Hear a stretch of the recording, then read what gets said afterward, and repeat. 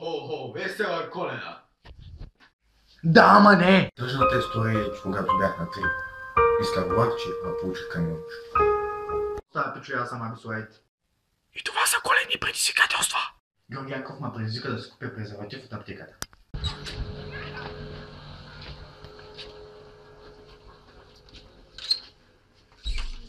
Един презерватив, да.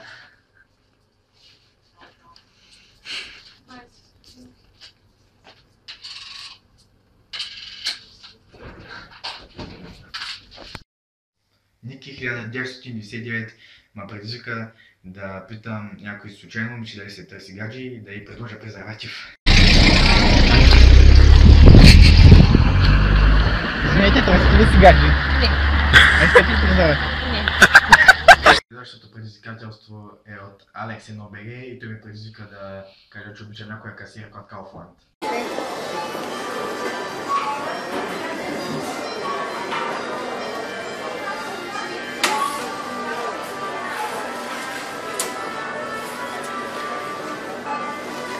Предизвикаха ме да звънна на рандом номер, но аз реши да е малко по-интересно и взех обява от Kaufland и да.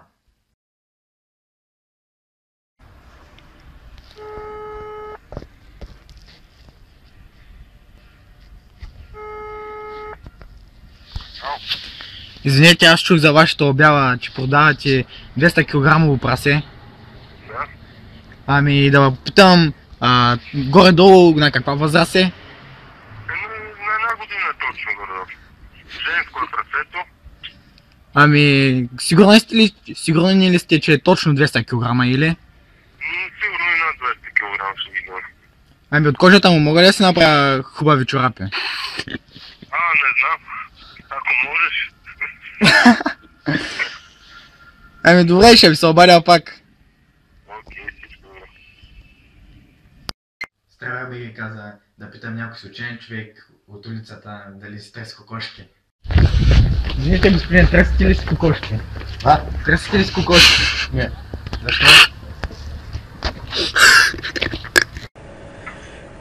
Потърсих някакъв рандом човек от скайпа ми и той ще ми отправи две предизвикателства и нека да ги чуем. Значи първото е да танцуваш на публично място и второто реших да бъде Minecraft Rich. Ами добре. Кажи ми какви са канал? Жоня канал, искам го.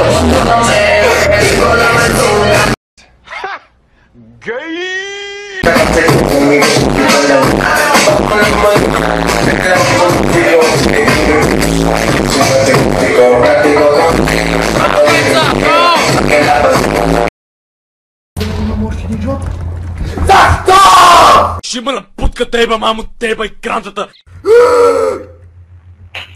Само драмата сме. Какво? Не!